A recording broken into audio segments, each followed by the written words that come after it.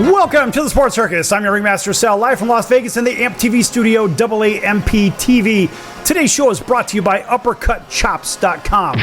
Check out their tasty selection of all-natural, dry-aged USDA Prime Angus and Wagyu steaks and chops. Wait till you try their best-in-class New York steaks, the filet mignon, and of course the king of all, those massive cowboy cut and tomahawk cut ribeyes. Best in the business I've ever seen. Probably be the best you've ever had as well. Everything USDA Prime. Not choice, all prime. Find out what's for dinner at UppercutChops.com by calling 702-799-9935, 702-799-9935, 702-799-9935 for UppercutChops.com.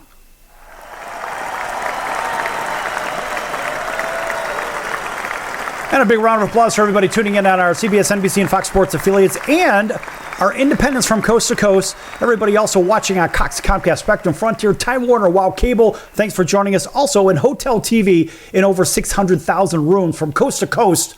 Tuning in. And guess what? We have a very special guest. And let's let him introduce himself. Go ahead. Sal, this is Mark Collins, two-time Super Bowl champion of the New York Football Giants, 13-year NFL career, and I'm glad to be on your show. I always say New York Football Giants, right? Because we don't want to confuse them with other Giants, because there might be some.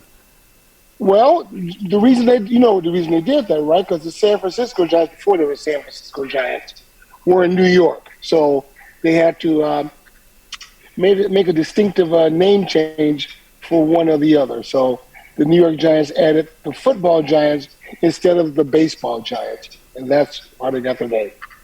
Well, I'll tell you what, a lot of people don't know that, and I'm glad you clarified that because, frankly, they need to know, and I think it's great that you cleared that up. All right, so listen, welcome to the show. It's always great to have you on, and any of your former New York Football Giants, we've had plenty of them on, and we like having them on because it always sparks a lot of good defensive discussions. And, of course, for me, look, I'm a Bears guy. The Bears stink right now, and that's okay. The world knows it. It's okay. But the first thing that always comes to mind, of course, 85 Bears, 86 Giants. I mean, defense, and then we talk about the Ravens down the road. But that's kind of a different era from the Ravens side. We're talking 15-plus years down the road. Maybe it was a grinding, grueling game, but it seems to me that those mid-'80s teams played a little bit heavier, harder-hitting defense. What do you think? I concur, but let me back up a little bit.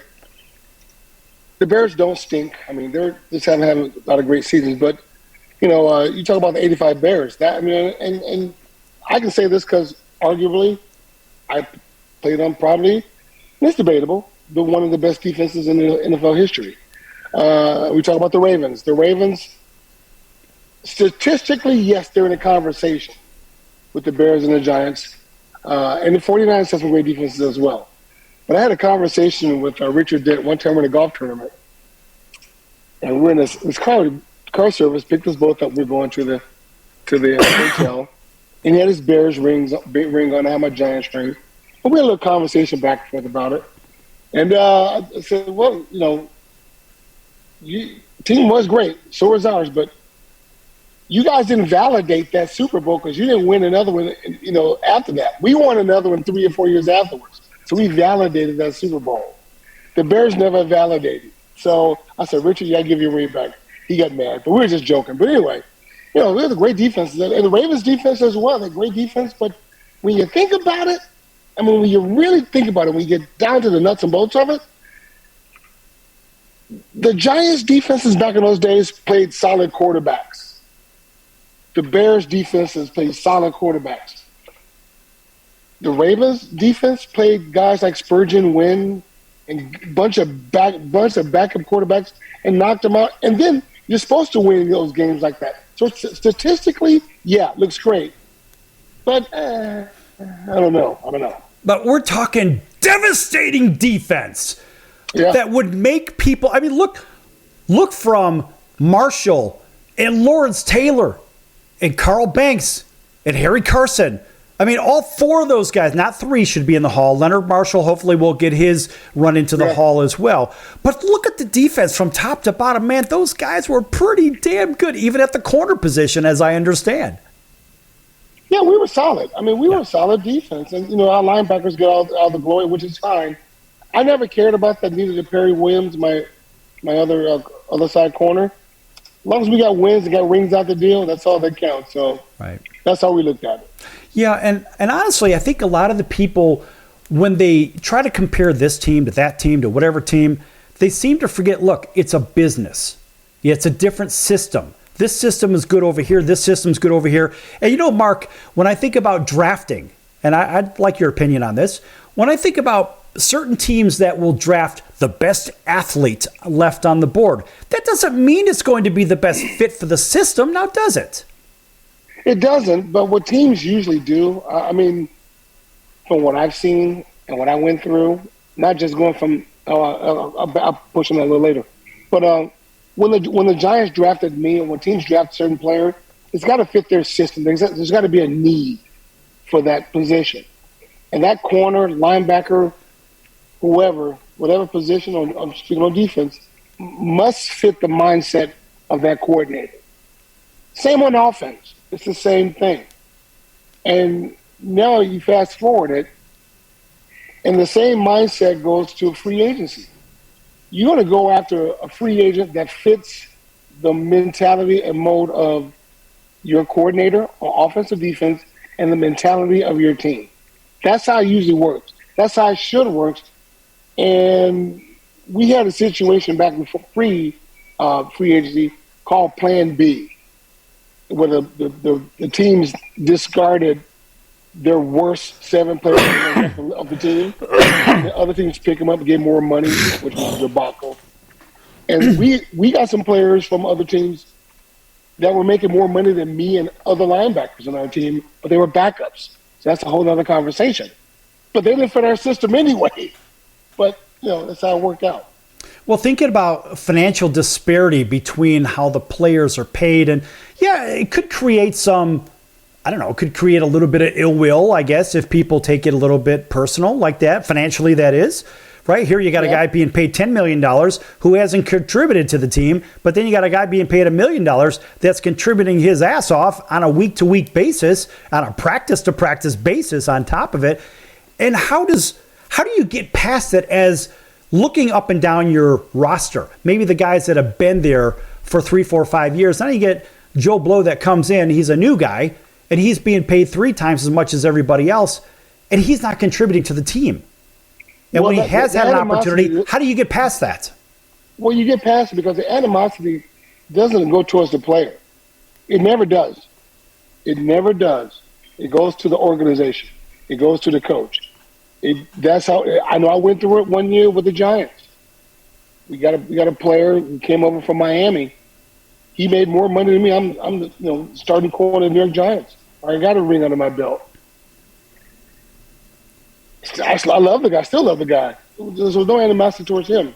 Right. It's towards the organization. Because my thing was, I can't worry about what they're paying him. And a lot of players would say the same thing. I'm not worried about what they pay him. I'm going to do my job, and I'm going to do it well, and I'm going to get paid and make them pay me even more. Right. Mark, when I think about the NIL money in college these days, and it's, look, for the regular player that's on a particular team, they say, well, this guy's getting paid this much money. I'm not getting paid any money. Well, look, that's on you. That's on you. Just go out there and do your job. Maybe somebody will throw money at you. I don't know. But a lot of times athletes get caught up with looking around instead of being the person looked at in the first place, working a little bit harder to be looked at or whatnot. And the only way that I see a lot of these players, they will go and make a spectacle of themselves. Maybe they'll score a touchdown or whatever. They're down by 30. Look at me. I'm doing some crazy end zone celebration. It's like, bro, your team is down by 30. What are you doing dancing around in there? Get your ass back in that huddle and let's go. Is that a fair statement? It's a fair statement. But one thing about the NIL, and I hope they clean it up a little bit. First of all, everybody thinks the NIL, everybody's in college sports making money. That's not true. You have the Power 5 conferences. especially on the football side, those guys want to make their money. Then you got on the female side of the NIL and NCAA, some of the smaller schools, the student athletes aren't making any money. I got a son in Murray State. He's not making any money. Go ahead, Sal. Oh, no, I was just letting you know that the segment's going to come to an end in about a minute. So that's why I said 1 minute. No, you're good. Yeah, so that's what I'm saying. So the NIL, they'll clean it up, but I'm glad that the NCAA has given all these athletes, college athletes, some stipend money so they can live pretty much some spending money outside their scholarship so they can make money. Now, NIL, that's an added bonus, but the other stipend money that college athletes get helps them out tremendously because all college players are not making NIL money. Right. You know, when we come back from break, I want to talk a little bit more about that NIL thing because there is an enormous disparity from school to school to school to conference. So you know that. You come from a smaller school. Hey, listen, I went to a smaller school too, one of them anyway. I went to 2 Power 5 schools on top of that, but it is what it is, man. We're going to be back here with the great Mark Collins, 2-time Super Bowl champion from the New York Football Giants in just a few moments, folks. Don't go anywhere. Lots more to come.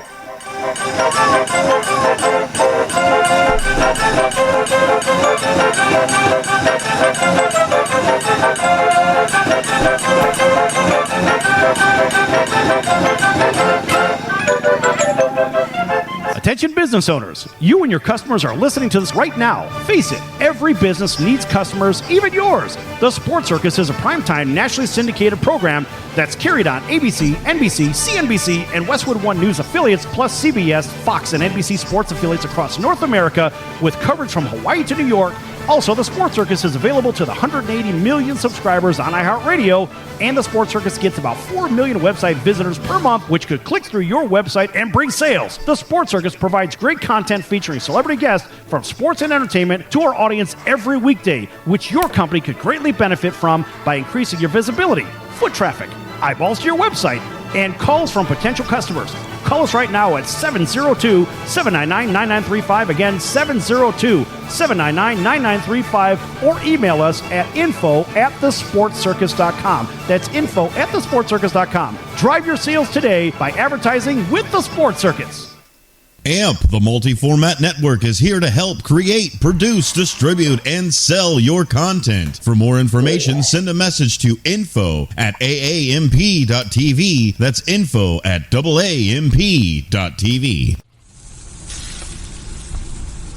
That's the sound of sizzling, dry-aged USDA Prime Wagyu and Angus steaks from UppercutChops.com. Their best-in-class filet mignons, New York steaks, and the king of all steaks, the tomahawk and cowboy cut ribeyes are the best in the business. Even their Prime Wagyu burgers will likely be the best you've ever had. Browse the full selection of steaks and chops at UppercutChops.com from the comfort of your home or on your mobile device. UppercutChops.com delivers all-natural, dry-aged USDA Prime Wagyu and Angus steaks and chops directly to your door, without the hassle of going to the grocery store and fight crowds to pick from a small selection of average at best meats with injected steroids, fillers, and coloring added to look good. Find out what's for dinner at UppercutChops.com or call 702-799-9935. That's 702-799-9935. 702-799-9935. Or make your selection directly at UppercutChops.com.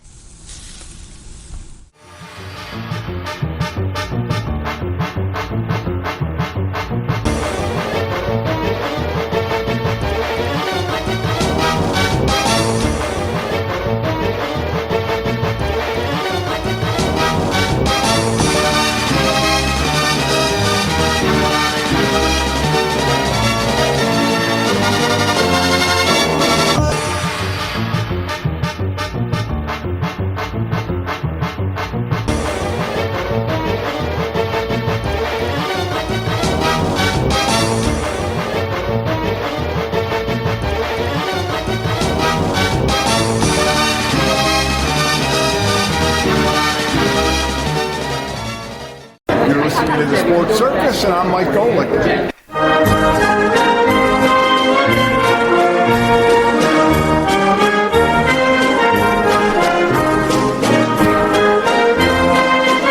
Welcome back to the Sports Circus. I'm Roy Firestone. Now it's time to throw it back to Sal.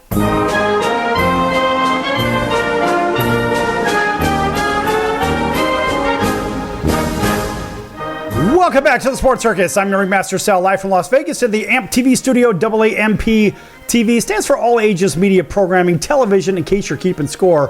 Folks, this segment brought to you in part by our two-time Super Bowl champion guest. That would be Mark Collins from the New York Football Giants. Mark, how does everybody follow you? Well, they can follow me, Sal, on Twitter at 25sports, the number 2, FIVE Sports. On Instagram, same thing, the number 2, FIVE Sports. And on Facebook, just Mark Collins. That's how easy that was, folks. Listen, if you ever want to take a class on how to speak on television or radio, contact that gentleman, Mark Collins. He will school you on how to do this because he's an expert at it, and he's been in the rodeo for a minute. And a big welcome back to everybody listening in on our CBS, NBC, and Fox Sports affiliates and our independents from coast to coast, including our friends over in Honolulu on CBS Sports 1500 KHKA. That's home of the New York Yankees and, of course, the San Francisco 49ers.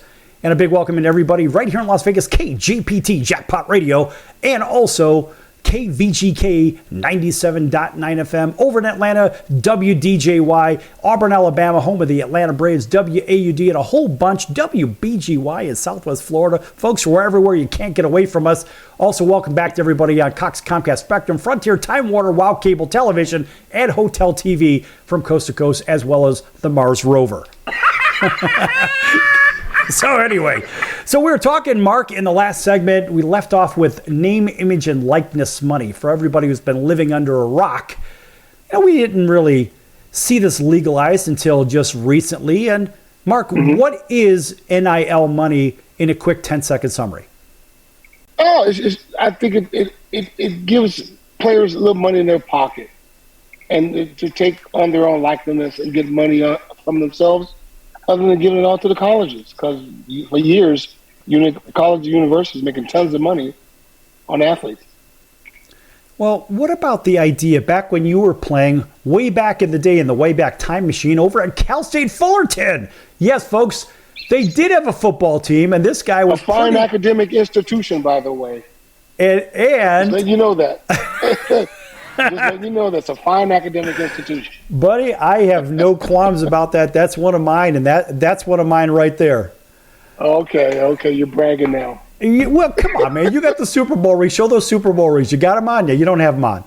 I don't. Well, no. I know. But you got that big cigar. You got that. You got that thing going, and that substitutes for it right now, if you know what I mean.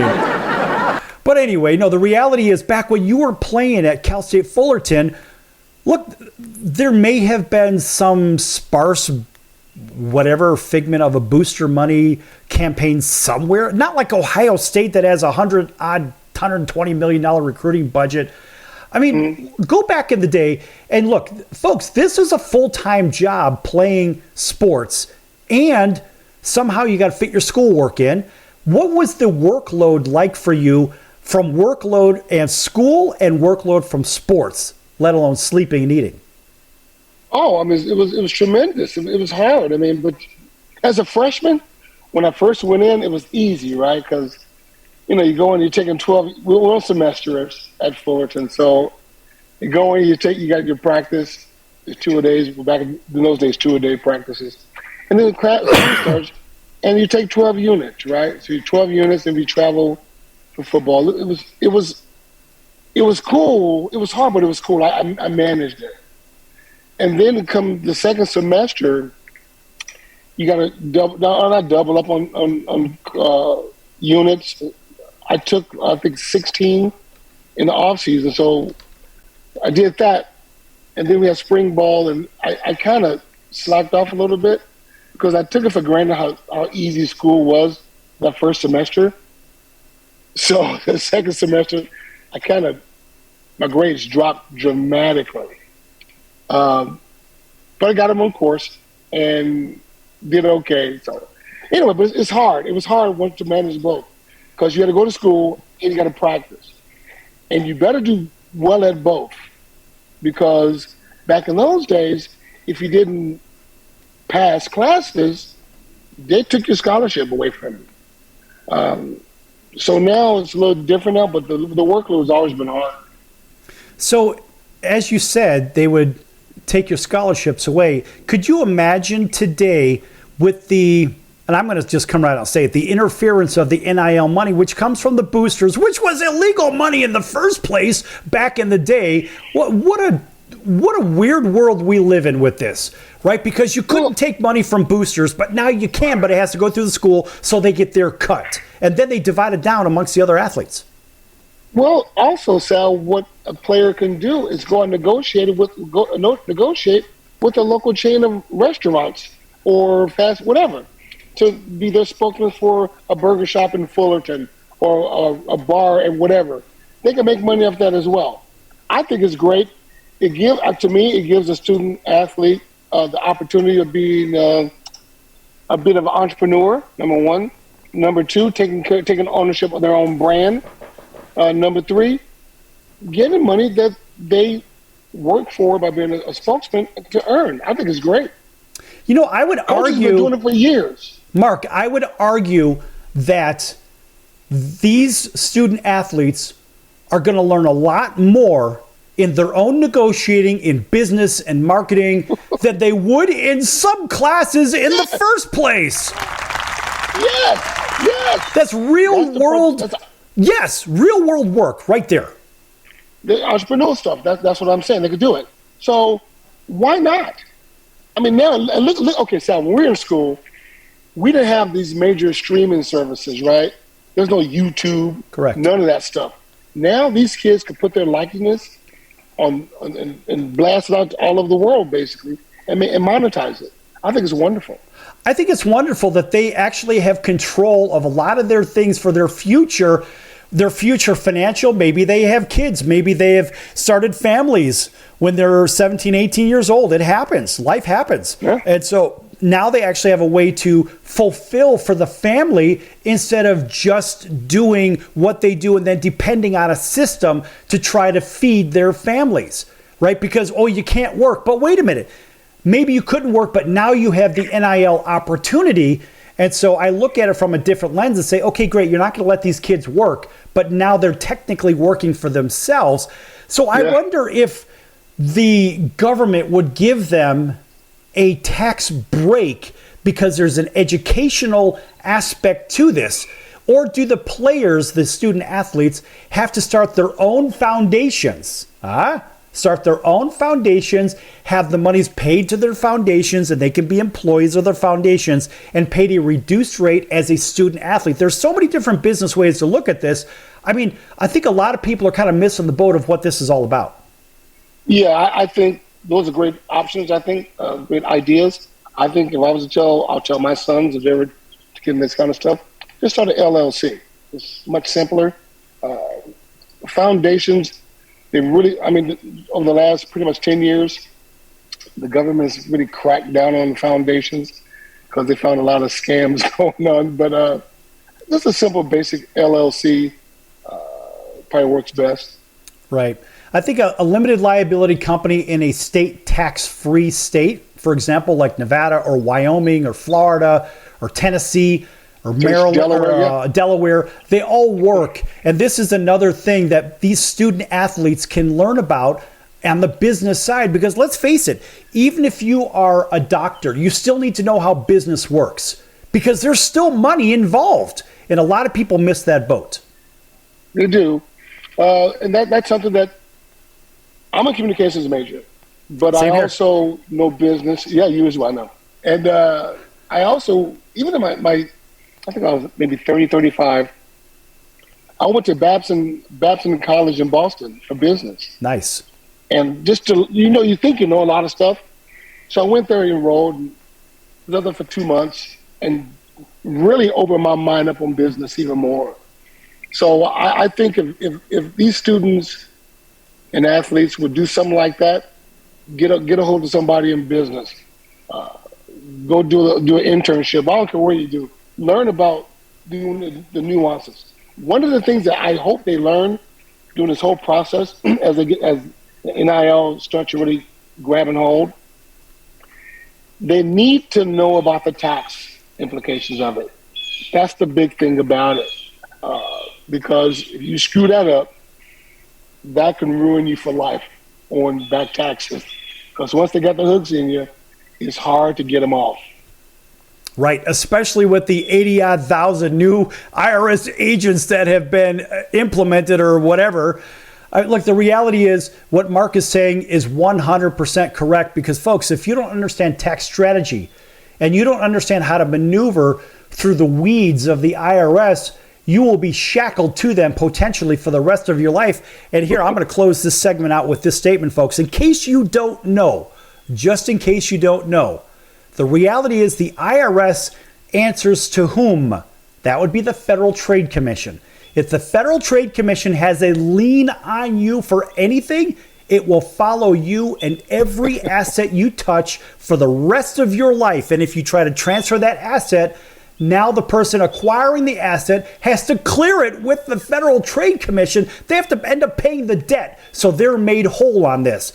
So if you think you can get out of it, you cannot get out of it. I promise you that. Folks, we're going to be back here with Mark Collins, two-time Super Bowl champion from the New York Football Giants, in just a moment. Don't go anywhere. Lots more to come here on the Sports Circus.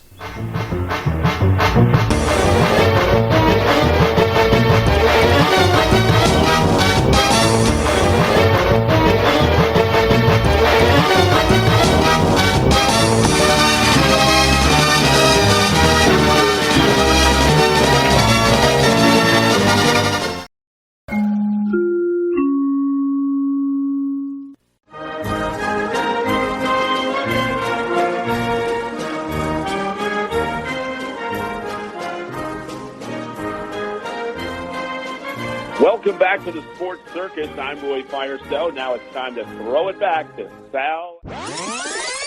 My favorite one had to do with the Green Bay Packers. And I love the fact that they dealt off Ty Montgomery because of a blown assignment. Green Bay isn't Green Bay unless they have a good running game. Then they can win 10 Super Bowls. The fact is, you don't have a running game. You've got 70% passing, and that's not where Aaron Rodgers needs to be. He needs to be in a position where he's got a running game to offset the passing game and so forth. I like the move. Green Bay didn't have a running game anyway, so all they're doing is saying, we're going to get rid of you because you don't follow instructions. Well, he made one of the most boneheaded plays I've ever seen. There's 2 minutes and 5 seconds on the clock. They traded him on Tuesday. They should have cut him on Sunday night. He shouldn't have been on the plane back to Green Bay. Right, they should have made him walk back to Green Bay. No, it was a terrible play. Now, he's not a stupid guy. He went to Stanford. He's not a dumb guy. He's not a dumb guy, but he doesn't follow instructions. He made a terrible play. The fact is he didn't follow instructions. And you say he's not a dumb guy. His own agenda he put ahead of his team. I agree. Thus, he is a dumb guy. Right or wrong? Wrong. He just got selfish. You're not going to convince me that a guy from Stanford's a dum-dum. No!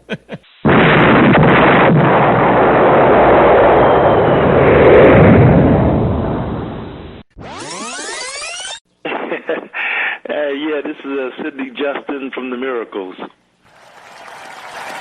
So you heard yesterday's show at Roy Firestone. Did you hear a little clip about him going into the office where Smokey was at? And that was really good material, wasn't it? Yeah, that was really funny, man. Yeah, and then you heard him. I thought it was hilarious. It was cool, though. It was cool. Really cool story, man. I enjoyed listening to that. Right, and then he gave a couple of bars. Can you give us a couple of more from Ooh Baby Baby? And let's see if you could do it better than Roy Firestone. Come on, man! All right, you know what? Why not? I did you wrong. My heart went out to play. But in the game, I lost you. What a price to pay. Hey, I'm crying. Ooh, baby, baby. How's that, man? That's Is that incredible. okay? Is that good enough? That's incredible. That's fantastic. You know why? Because that's what you do. You're in the incredible business, Sid. That's awesome. Yes! Only on the Sports Circus. You're going to get sports. You get music.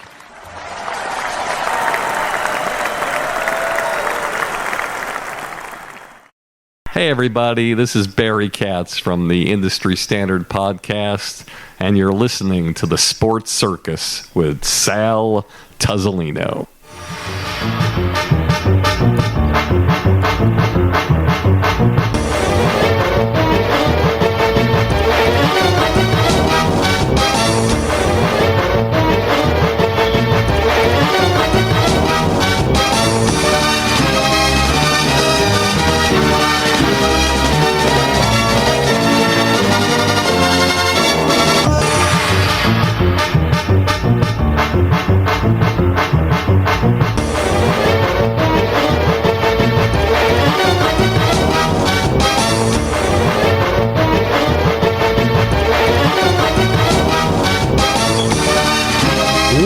back to the Sports Circus. I'm your Ringmaster Sal, live from Las Vegas in the AMP TV studio, AAMP TV.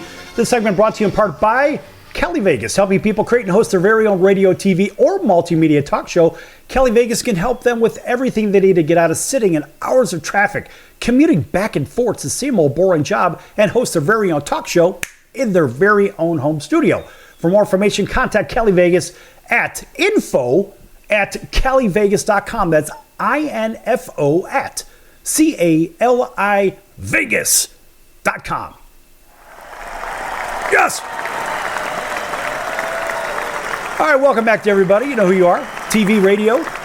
We're here with our very special guest. That'd be two-time Super Bowl champion from the New York Football Giants. That'd be Mark Collins. In fact, I believe he was an interception leader also in the college football arena as well, correct?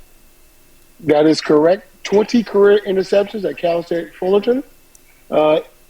Ranked number 10, tied for 10 or 11 in interceptions in NCAA history. That is huge to me. That listen, that's enormous. In fact, we'll even give you a round of applause for that. So, Mark, thank you. Absolutely. We've got more of that if you'd like it. Okay, so listen to this. In break, we were talking about this amusement or sports tax, whatnot.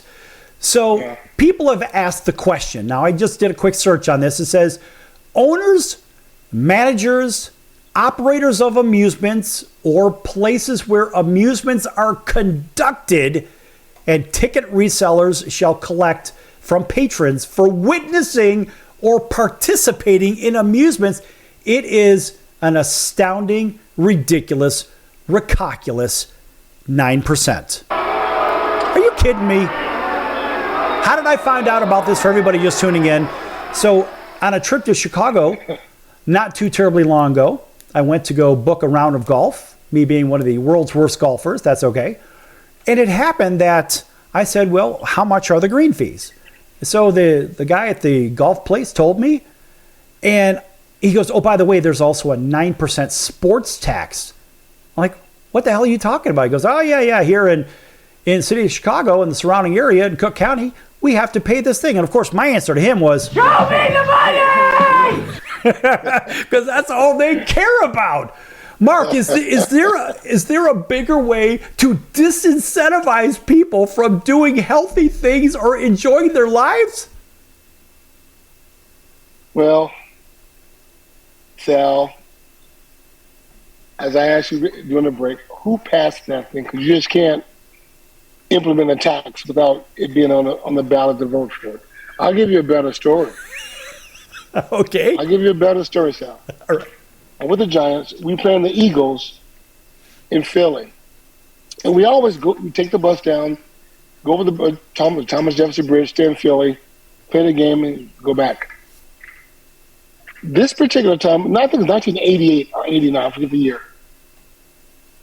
After the game, we go down and play the Eagles. They give us our checks right after the game. So I always get my check. I open to see what I made. So I saw a tax on there.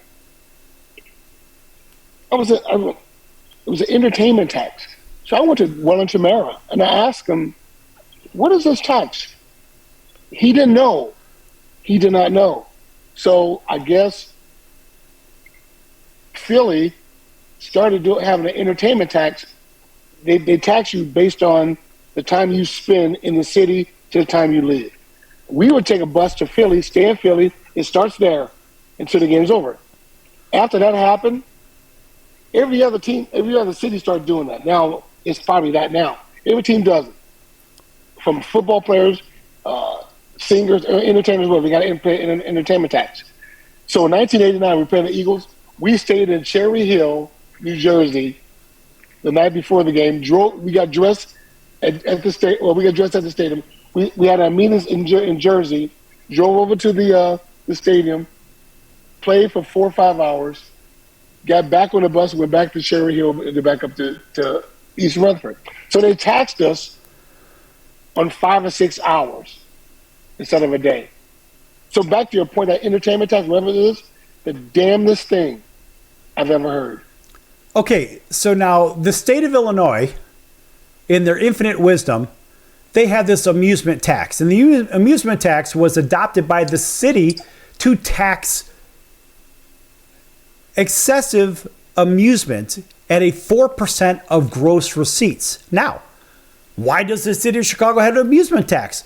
They say, according to taxpolicycenter.org, a credible source, cities typically levy amusement taxes on big events because they attract a lot of people to the city. While cities love all economic activities the crowd brings, the influx of people also strains city services, and cities want to collect tax revenue beyond their traditional sales tax to cover that inconvenience. What? Is this the biggest crock of crap you've ever heard? What? Buddy, 9%. How? Listen, I just want to know, in good conscience, how do they disincentivize people by taking 9% of their money because they're going to go watch something that gives them pleasure? And benefits the city. So they're just greedy. They're going to get money regardless, just for people being there, staying in hotels, renting cars, buying food. It helps the local community, restaurants and everything. But that's not enough. We want 9%. Yeah. Well, you get it. Isn't this other enough for you? Greedy bastards. Right. And you wonder why the Bears are moving out of downtown Chicago. Frankly, I don't blame them. They ought to move to Indiana or to Wisconsin or something where it's less corrupt. My home state of Illinois is the most corrupt in all of them. And you know, by the way, in case you don't know, and in case the audience doesn't know, the name Windy City for Chicago is not because the city actually has a lot of wind. No, it's actually because of what? The politicians. That's why the name Windy City was actually devised. That's how it was formed, in case you didn't know that. I did not know that. There you go. I mean, yeah, it is a little breezy. Sal, this is a very informative show. I'm telling you. Make sure you tell your friends and family. Join the Sports Circus. Listen, we're a circus and we prove it every day. We don't edit the content. It is what it is. We don't prepare. We just have a conversation. You got Mark over here, two-time Super Bowl champion. He's blowing on his cigar over there, having a good old time.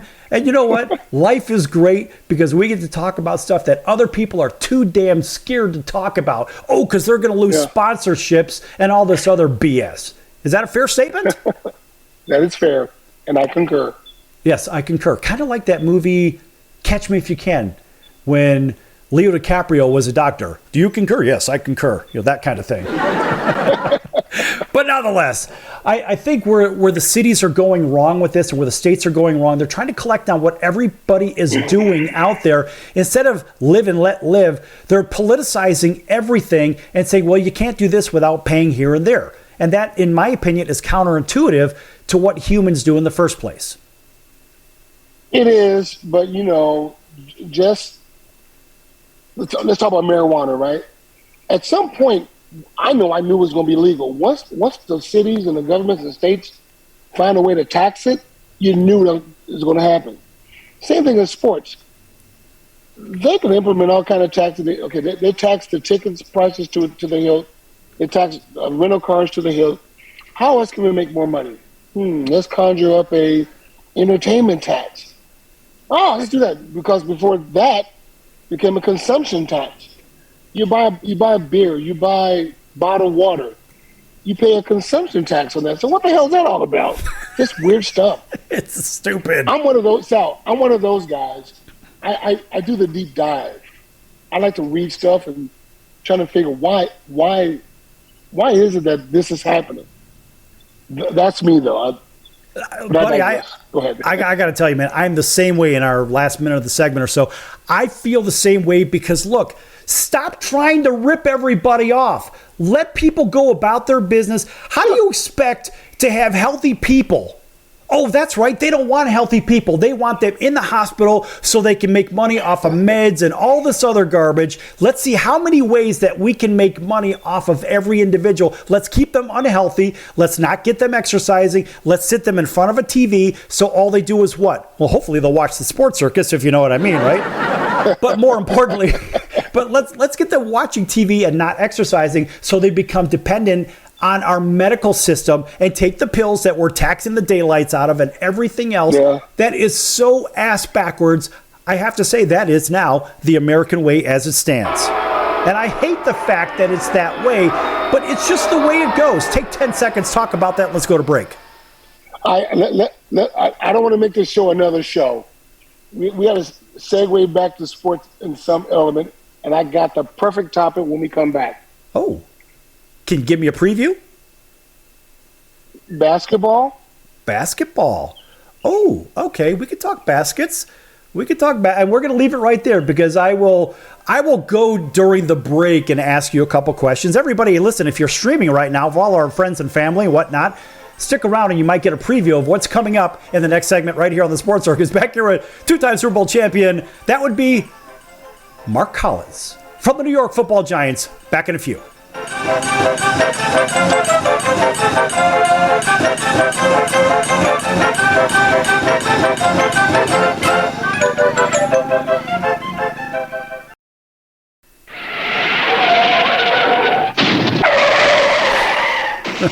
That's our economy in a nutshell.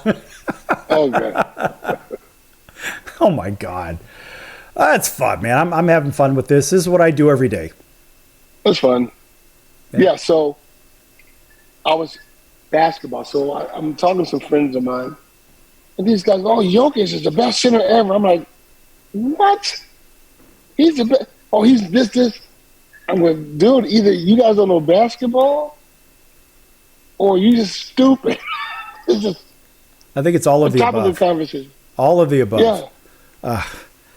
Yeah, that's a whole different animal. And just because it's what's going on now doesn't mean it's the greatest of all time. Yeah.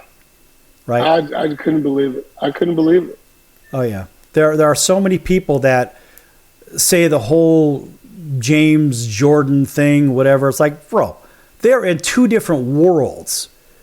Jordan was the best player at both ends of the court, on offense and defense. We haven't seen that since Wilt Chamberlain. Right? Probably. Yeah, exactly. Yeah, so please, just hold my beer and let's look at the record. It's always good to debate people like that, though, because being an older guy, I throw a little history at them, and then you find out some people don't care about history. They go, oh, I didn't know that. But do a little research, then you'll know. But it's amazing. Yeah. So I like to do the basketball. I love basketball. I love women's softball. I love watching that. Oh, yes. Oklahoma's awesome. Oklahoma's fantastic. My favorite thing to watch live is women's softball. And in fact, there's one of my sponsors right there, College of Southern Nevada. Okay.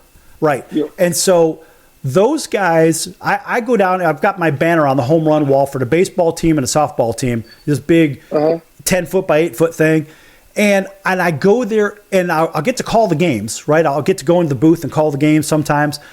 But the energy in women's softball is unlike anything else. The only thing, the closest thing to what I've ever seen live is Japanese baseball live, play-by-play when you're there, because every pitch is like the World Series. It's a party over there. Yeah, it's amazing. Buddy, that is a whole different world. And it's a fun one, too. Yeah. Absolutely. I think it's fun, yeah. All right. So we're coming back here in about 10 seconds. Let me get this thing ready. I hope you're enjoying yourself. It's all fun for me. Sure. Cool. Okay, here we go. 799-9935 at 702-799-9935, 702-799-9935, or make your selection directly at uppercutchops.com. Hey, this is Tommy John, and you're listening to the Sports Circus.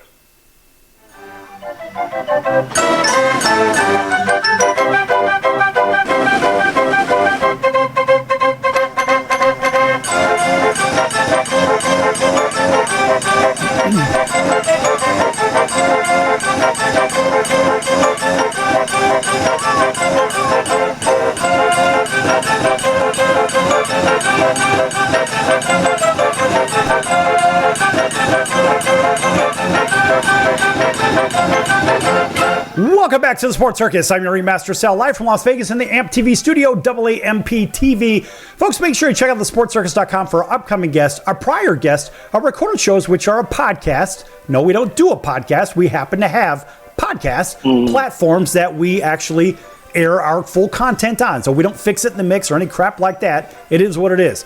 Make sure you check out thesportscircus.com also for our upcoming guests, our prior guests, and also go to our partners page and check out some of those partners. One of those is the College of Southern Nevada Athletics, csncoyotes.com for upcoming games and events, csncoyotes.com for the College of Southern Nevada Athletics.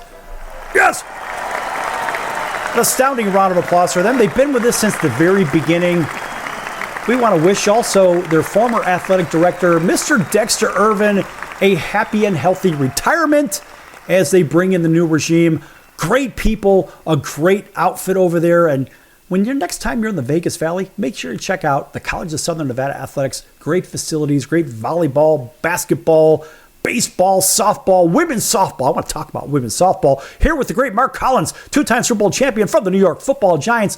Mark, what do you like about women's softball? I enjoy the excitement. I mean, when I was at Fullerton, we had a great softball team as well. So I played a little baseball at Fullerton. Some of my friends played softball. So in jest, I tried to hit a softball because I was a baseball player. I couldn't touch it. They make that ball move so just ridiculous. And I was a pretty decent baseball player, I like to think. But it was awesome. One thing I do not like, you know softball. Why in women's softball, they don't alleviate the 4-pitch walk? In women's softball, instead of intentional walking, they got to pitch 4 pitches. And they shouldn't do that. Because in baseball, they don't. In men's baseball, they don't. But in women's softball, they do. And I think it's crock of crap because, you want to save arms in men's baseball, but women's arms not important? I hate that. I just hate it. But that's, all right. That's one thing I hate. All right, hold that thought because I'm going to give you what it looks like from the pitcher side of it. I'm a former pitcher, and I can tell you this much. They should never allow the intentional pass in baseball to go without pitches. Do you know how hard it is to throw half speed when you're on the hill? Hold the phone because it don't take a lot of effort. It's hard to really dial it down, right, and throw out of the strike zone when you're so locked in on throwing that ball over the plate at a high rate of speed. Buddy, that is very difficult. They should never allow, okay, you want to go to first, go to first. You should have to go through the motions because that pitcher, in many cases in baseball, they'll throw the ball over the catcher's head or off to the left or right, and chaos ensues. They should absolutely execute on those without question. Well, that's what I'm saying. The women should have the same rules as the men because I'm talking about saving arms, right? I know what I'm talking about. I'm talking about saving arms because in pro baseball, in college men's baseball, the intentional walk, they get the walk without throwing a pitch. They should have the same for the women. Saving arms. Should. Well, look, you're a former baseball player, yeah? So think about the idea. Now, I know before I would, as a starting pitcher, I would throw the ball literally 100 times before the game even starts, right? I got long toss, short toss, bullpen session. I got all that crap, right? But the reality is those 4 pitches, and you're not going to intentionally walk people 5, 6, 7 times during the game anyway. 4 pitches is not going to end the world. So I think they absolutely should throw that ball to the catcher because they're throwing it at half speed and they're just basically lobbing the ball in. Okay, Sal. Come on, man. We're not going to agree, but it's like having a car, right? A vintage car. You want the least miles driven in that car, right? So let's say, you want to show your car if you want to drive it down the street, and it's a mile. But it's a vintage car. So would you drive that mile every day, or would you walk it to go get what you need? Save the car, save an arm. It's the same thing. You want to protect your pitcher. That's how I look at it. Now, in those 4 or 8 pitches, intentional walks, let's say throwing something just snaps in between those intentional pitches, those walks in softball. Yes, it can happen in the fast pitch. Yes, I get it. But why risk it? Why? Put the lady on base and then start fresh, go fast again. That's how I see it. How do you feel about pitch clocks? And you, sir? How do you feel about pitch clocks? I honestly, I kind of like it. I kind of like it. Okay. How do you feel about bigger bases? I like it. Have you been stepped on by have you been cleated before by somebody? It hurts. Yeah. Oh yeah. I know that one. How do you feel about a guy on second starting the 10th inning? Starting 10th inning on what? Extra inning baseball game, Major League Baseball, they'll start a guy on second base. The guy who made the last out is the runner at second base to start the 10th inning. Oh, they're trying to expedite the game. How do you feel about it? I don't like it much. That's too much of a change for me. So I don't like it that much. Mark, how do you feel about netting around the entire lower bowl at a baseball game? In the outfield? No, in the lower bowl from foul pole to foul pole in foul territory.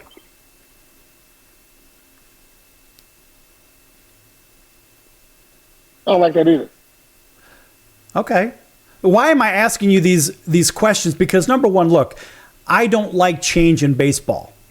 Growing up playing baseball, we went to the ball game to go watch the ball game. We didn't go there to take selfies and crap like that. Oh, hey, I'm here at the game. Look at me, look at me, look at me. I don't give a damn about that. You know what I care about? I care about the ball game. Folks, if you're going to go to a game, go to the game.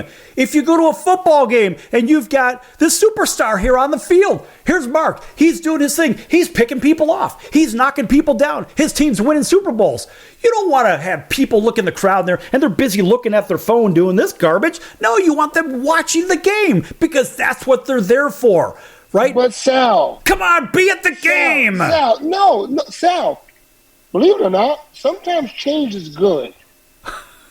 It is. Sometimes it's good. If I need change for $1, it's good. Sal, come on, man. In some elements of all sports, change is good. For instance, in football, I love the 2-point play. Yeah. In pro ball. I think it's great. I like it too. The one I like even more, and it's coming, believe it or not. You mark my words. I think it was the XFL. They got a 3-point play if you back it up to the 25-yard line. You ever see that? No. So, you have three options. You could kick the field goal from 5 yards. You could go for 2 on the 10-yard line, or you go for 3 points, I think, on the 20, 25-yard line. I think it's awesome. What that does, it gives every team a legitimate shot to win in the end. Okay, I love that. I absolutely love that. You know what I want to see in basketball? I want to see a 4-point shot from half court. Okay. And what is that called, Sal? Change. Right. Sometimes change is good. Hey, you're right, but that's a very 50,000-foot view. Come on, man. What I'm talking about is traditional things at ball games, but now changing certain rules for certain things. I mean, look, basketball, everybody can slam dunk the ball. Raise it to 10 feet. I don't give a damn. Make it harder to dunk the ball. Hey, do something. It's too easy to score. Right? In today's time, they don't even play any defense. Not like back in the 80s, 90s, whatever, where it was a lot harder. Hand checking. It's a very different game. We talked about that for a little bit. Look, we've got a few minutes left in the segment, but I want to ask your opinion on basketball and why certain things happen now as they didn't. Remember, you mentioned something about a center. Why is this guy the best center or not the best center? Pick that up. Well, a lot of my friends were talking about Jokic and how good he was, the best center in the game ever. I'm like, wait a minute, man. You guys just hit this the here and now over the last maybe 2 or 3 or 4 years. Great player, don't get me wrong. But, man, back in my day, Kareem Abdul-Jabbar, Hakeem Olajuwon, Patrick Ewing, a lot of great centers. Bill Russell. These guys, Will Chamberlain, These guys are awesome. Jokic is a great player. Don't get me wrong. He has a long way to go. I mean, long way to go. That dude, he would get used by every one of those guys that you mentioned, plus Shaquille O'Neal. Can you imagine Shaq bodying him up? Oh, God. It's amazing how some people just focus on the here and now. We talk about, the Jordan-LeBron debate. Man, look, I think if you get that level and do what you did for over 10 years at a consistent level, you're great to me. And LeBron's been doing this in his 20th year, whatever it is. Michael Jordan has his stats speak for themselves. To me, the greatest basketball player that I've seen in my lifetime, Kareem Abdul-Jabbar. Couldn't stop the sky hook. Nobody could stop the sky hook. No. And he didn't have a three-point shot either, right? Didn't need it. That guy could touch the ball and score at will. Wilt Chamberlain was the same thing. There are different players, great players at different levels, at different positions in the game. Maybe the best two guard in the game was Jordan. Maybe the best point guard in the game was Magic Johnson. I don't know. It's not up to me to decide. But I'll tell you what, Mark, we've got a minute left here. I want you to tell everybody how they could follow you. We want to bring you back. Hopefully you'll come back. But tell everybody how they could follow you and so forth.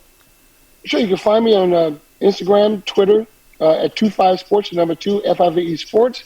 On Facebook, Mark Collins. On LinkedIn, Mark Collins. My company, 25 Sports, we help student athletes gain sports scholarships, give them the digital profiles and send to colleges that fit the players' criteria instead of waiting for a school to look at them, male and female sports. That is 25sports.com. And, I would love to come back. I like chopping it up like this. I live for this stuff. I've been doing it for a minute, but, it's not what I planned on doing. But guess what? I'm doing it anyway, and I'll just keep drinking that damn Kool-Aid because at the end of the day, it's fun. And I don't care about what we go over. Let's just go over. Let's chop it up. Let's have some fun because I'm not worried about losing a sponsor. Who gives a damn? Let's give people what they really should be hearing, and that is real information, not, this is what the sponsor wants us to say. I don't give a damn about that. Well, guess what, Mark? It's been a pleasure having you on, and we'll certainly do this again. And, shoot, everybody else, we'll see you in about 23 hours right here on your favorite station. So until then, so long, everyone.